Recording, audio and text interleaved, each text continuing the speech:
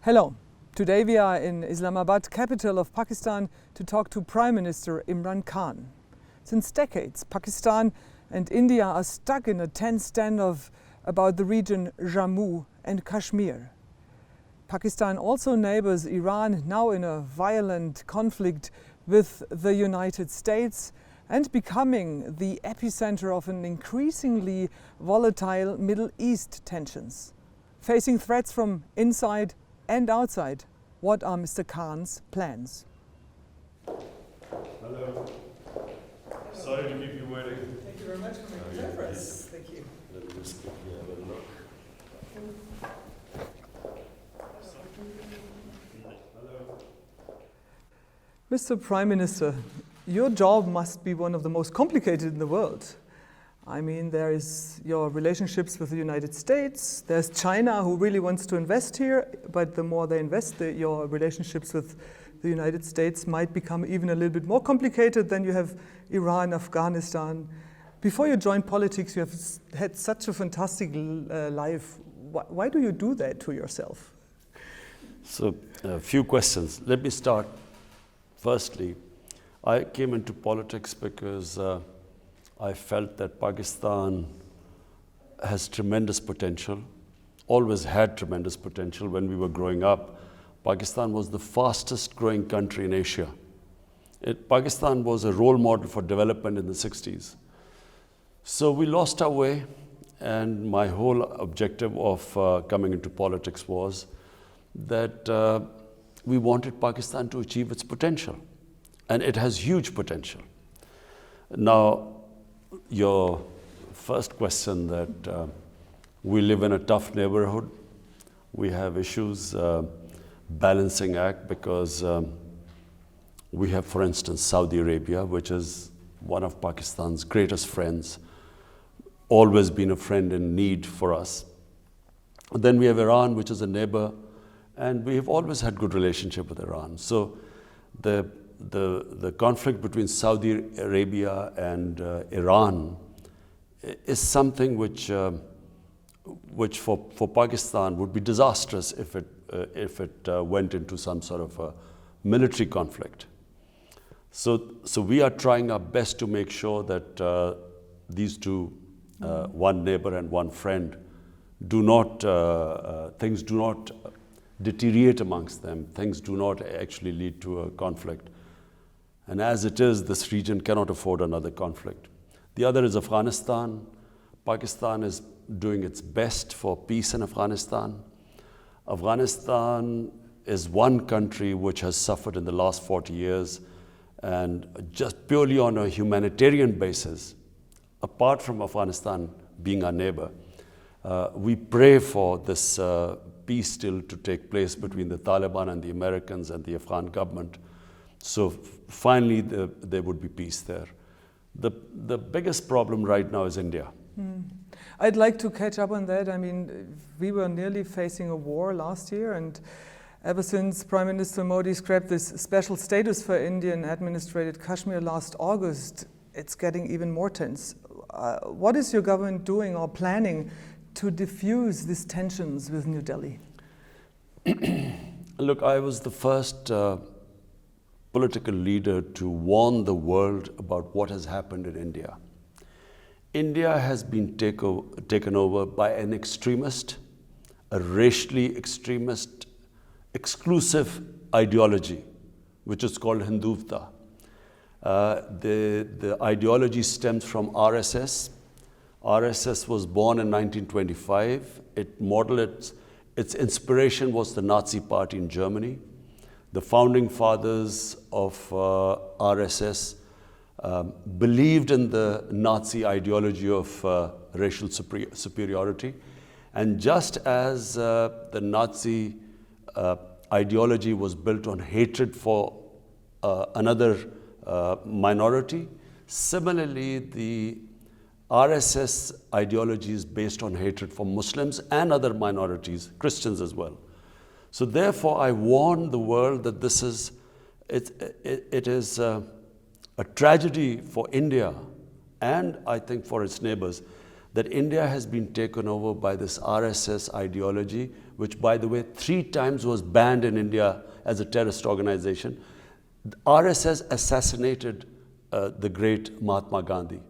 So a nuclear-armed country of 1.3 billion people is in the hands of extremists. And so not only are people of India going to suffer, and they are already suffering, there are riots in India and there are demonstrations, but Kashmir, to be specific, 8 million Kashmiris now for over 5 months are in a state of siege. And it's because of the RS ideology, which believes that only India belongs to Hindus, other minorities are inferior. What does it mean for you? I mean, how can you handle that conflict? Do you try to talk to Modi? What are you doing? Well, when I first became the Prime Minister, I made every effort to talk to the Indian government, Prime Minister Narendra Modi. My first speech, I said, you come 1 step towards us, we'll come 2 towards you, that we can resolve all our differences through dialogue. But it soon transpired that there was a reason why India was not responding. And the reason was the RSS ideology. And this then soon became evident last year when on 5th August, they unilaterally annexed Kashmir. Kashmir is a disputed territory between Pakistan and India. In the several United Nations resolutions from 70 years ago, not only call it a disputed territory, but the people of Kashmir were given the right by the international community, by the United Nations, that they, through a plebiscite, they should decide their own destiny. But Prime Minister Khan, there are many Pakistani people who also say that the human rights situation in the Pakistani part of Kashmir is also not perfect. How do you answer to that? Well, this is very easy. Why don't we invite anyone anywhere in the world can come and see the Pakistan side of Kashmir, and then they go and see the Indian side of Kashmir. Let them decide what is the difference. Yeah, but still, like, protests against the Assad Kashmir administrations aren't allowed in Kashmir. So that's not really freedom of expression either, isn't it? Azad Kashmir has free and fair elections. They select their own government. They run their own affairs. Like in any government, they will have problems. But as I repeat again, why don't we invite all observers from anywhere in the world? They can go to the Pakistan side of Kashmir, and then they go to the Indian side of Kashmir. They will not be allowed to go to the Indian side of Kashmir. Everything is sealed. All the top leadership is in jails in India. Thousands of teenagers have been picked up from their homes and taken away. There's no internet facility there. There's a total clampdown. You cannot compare what is happening in India to what is in Azad Kashmir. But let me stress that one more time. I mean, you'd really take strong stands for the freedom of the Kashmir people, obviously, on both sides. And you do that also in front of the United Nations. Don't you think your voice would be even heard more and better if, like, for example, protests in Kashmir and the Pakistani side would be also allowed? Why not? Let me say, the best thing is let the people of Kashmir decide. The people of Pakistan Kashmir and the Indian Kashmir. Let them decide what they want to do. Pakistan is all ready to give them the right of, through a referendum or a plebiscite, let them decide whether they want to remain with Pakistan or whether they want to be independent. We're all for it. You're just coming back from Kashmir. I mean, there was a horrible avalanche. More than 90 people, as we know by now, got killed. What is the situation there right now? It's climate change. That's all I can say. Very strange thing this has happened. This sort of weather in Kashmir was unexpected, and in that particular area where most of the people went into these 2 houses thinking that they were safe, and the avalanche, when it came, it just took those 2 houses. So that's where the tragedy was. But unfortunately, this is climate change now. Do you consider like some cross-border aid with India in this specific field to help people the most and the best? There was already cooperation because on the borderline, the Pakistan side, the army was already cooperating with the Indian side because I think there were some losses on the other side too. But that's a good sign. So it's possible in really a tricky situation that both sides work together. Of course, in any humanitarian issues, we would work together. But the issue right now in the Indian side of Kashmir is not just a issue of humanitarian. It's a huge humanitarian crisis. Over 100,000 people of Kashmir, the Indian side Kashmir, have been killed in the last 30 years. And not just that, I mean the clampdown and since 5th August, this is the whole world should realize for 5 months the people of Kashmir have been put under siege. The schools are closed, they can't lead a normal life, communications are cut off. As I said, their senior leadership is all in jail. So therefore, I really hope that the world would take notice of this. Pakistan cannot have normal relationship if this disputed territory, dispute between Pakistan and India, recognized by the United Nations, if they have unilaterally annexed that area, how can Pakistan start talking to them right now? Do you think the world is paying too little attention? I'm afraid, and sadly, yes. Consider the sort of just the media coverage of Hong Kong, demonstrations. I mean, Hong Kong, what, 2 or 3 people, I don't think more than that have died. In Kashmir, the tragedy of Kashmir, what is happening, and you can't compare the two. And why is that? Why is that? Why do you think the world is paying so much more attention to the Hong Kong protests regarding the situation in Kashmir? Well, I think that the Western countries, unfortunately, number one is the primary consideration are the markets. It's commercial interest. India is a big market. So that's one reason why we see a very lukewarm response to what is going on and what is happening to 8 million people, let alone what is happening inside India to the minorities, what this RSS-driven ideology is doing with this Citizen Registration Act and this Citizenship Act, which is blatantly against the minorities, specifically 200 million Muslims. I mean, this is unheard of what they're doing right now in India. But specifically on Kashmir, the silence of the world is number one because of commercial interests, India being a big market, and number two, I think, in the strategic Western mind, India is supposed to be a counterbalance to China. And therefore, you see a completely different approach to what is all this.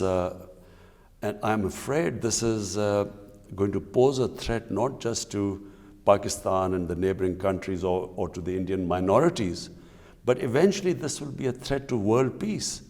Because remember, if this goes wrong, in other words, this rhetoric of the Indian army chief saying that they put claim on Pakistan side of Kashmir too, and is saying something like if there was a parliament resolution, then the Indian army was ready to move to the Pakistan side of Kashmir. Then what would happen? The unthinkable would happen. 2 nuclear-armed countries would come face to face. And that's why even in the United Nations, I went there to the General Assembly and I appealed to the UN that you must intervene right now before things get out of hand. Mr. Khan, what could Europe and what could Germany specifically do in that regard? I think Germany has a huge role. Germany is the strongest country in Europe, and therefore the European Union. Germany can play a part in the EU, which is a big, apart from the US, EU is the other big bloc which the world looks for upholding human rights. So we hope that Germany plays its part. I spoke to Chancellor Merkel and I tried to explain to her everything about what is happening in India. And actually she did make a statement when she was in India saying that you cannot have this go on for unlimited period of time where 8 million people are put under siege by 900,000 Indian troops. So she did speak about it, but I think, and I hope that Germany will speak out against what is happening.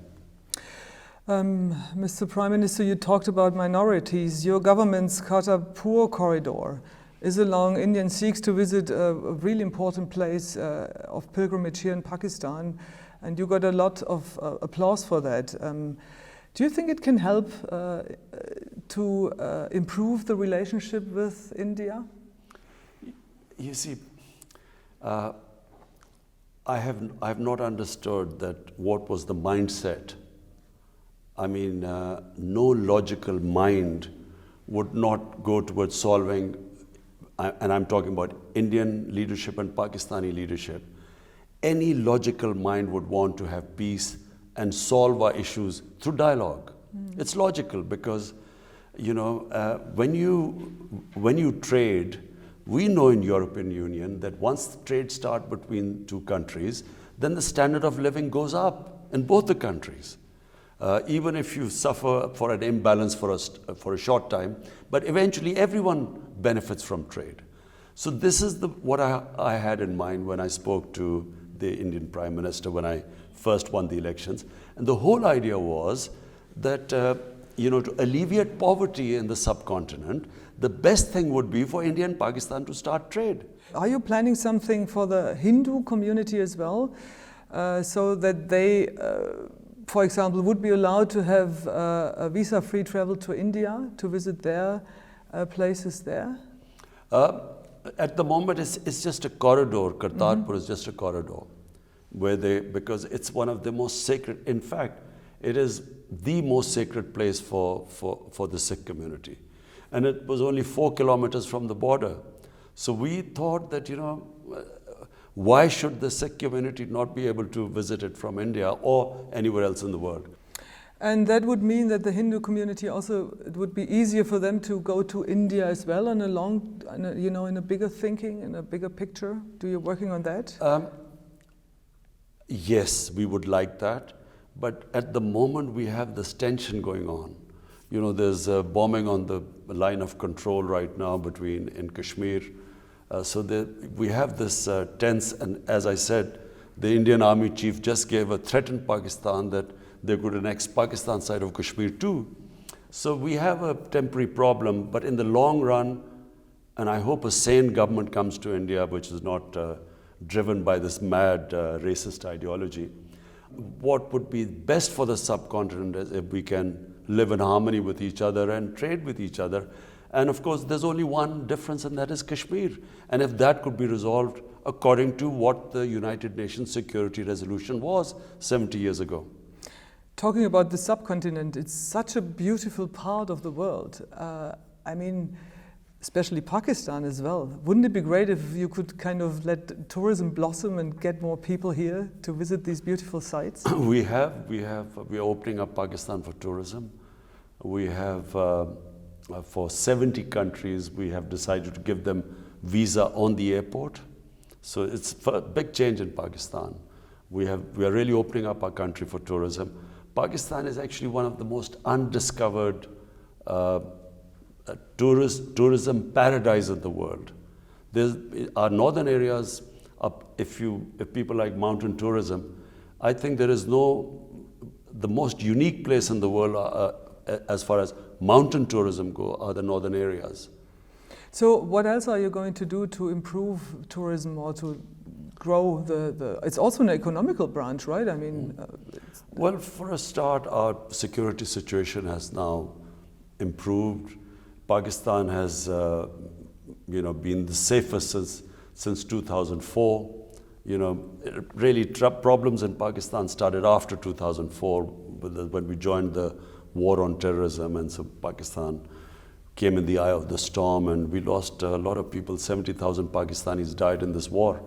But now this is the safest year after 2004, so we are heading now towards security in this country. And that's why, as it is, tourism doubled in Pakistan last year.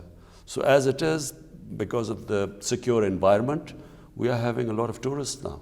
Mr. Prime Minister, when we talk about security issues, we have to talk about Afghanistan. What is the current status of the Afghan peace talks? As far as I know, they were heading towards a ceasefire. And we hope that this happens, because I repeat again, Afghanistan is a great tragedy. For 40 years, people of Afghanistan have suffered through conflict. And so what we are hoping is now the Taliban-American talks succeed, and with the new government in power of Afghan government, again, of course, President Ghani being re-elected, we hope that now there's some sort of a peace agreement which is apart from the people of Afghanistan. The next country that is desperate for that peace agreement is Pakistan, because it opens up opportunities for trading right up in Central Asia. It becomes an economic corridor for us, trading between, if the more peace returns to Afghanistan, the more people especially in our the adjoining province to Afghanistan will benefit. So as I said, we are praying that this works out, this peace deal now. You really were quite a bit of a help for the United States. How close is your connection to the Taliban right now? Well, Pakistan has played its part in the peace talks. We've encouraged the peace talks. And secondly, also we have, there was a hostage situation. So Pakistan played its part in getting there were 3 Western hostages, or 2, which were released. So we are doing our best, and whatever influence, because remember, there are 2.7 million Afghan refugees in Pakistan. So whatever part we can play, because of still the refugees, and whatever linkages Pakistan has with the Taliban, because remember, Pakistan was the government that had recognized the Taliban government, which was there till 2001. So we will do our best. Is India's increasing influence in Afghanistan a threat for you? What do you make of that?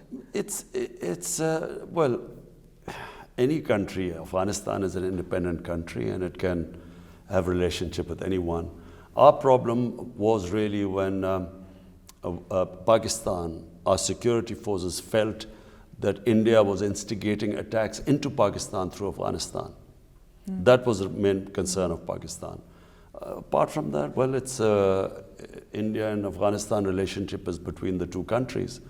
But it only affects us when we feel that India uses Afghanistan to have terrorist attacks within Pakistan. Mr. Prime Minister, you were quite critical about the reception of the world regarding Kashmir and India. When it comes to China and the Uyghurs, you are not really very critical about this issue.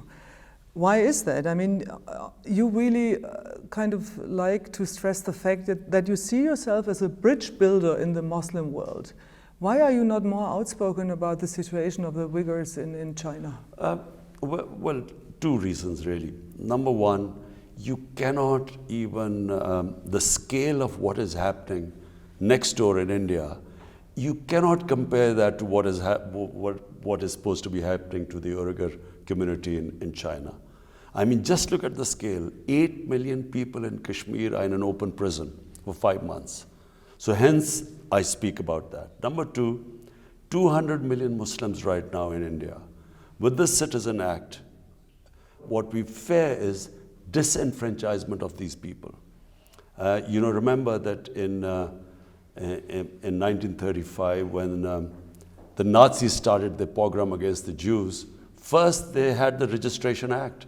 Similarly, in Myanmar, they first started a Registration Act of Muslims and then started the ethnic cleansing of the Rohingya Muslims. So this is the first step, and hence that is my number one. I mean, it is the scale of the problem is so huge. That's why I talk about it. But there's a second reason too. China has been a great friend to Pakistan. China has helped us in our most difficult time again because of the crisis we inherited, the economic crisis. So the way we deal with China is that when we talk about things, we talk about privately. We do not talk about things with China in public right now because they're very sensitive. That's how they deal with issues. Very last question. You know, or you knew Lady Diana very well. What do you make of the current situation in Great Britain with the royals? What would she have said to what her youngest son is doing right now? Do you know what? I have so many issues right now dealing in Pakistan. It doesn't seem to be that huge an issue. If someone, I mean, it's their life really. It's how they want to lead. Why should people interfere in it? Would she have understood it? I guess so. I can't say. I mean, frankly, I haven't really gone that deeply into a situation. I think a young couple want to, as far as I know, want to lead their own life. Well, it's up to them. Thank you very much.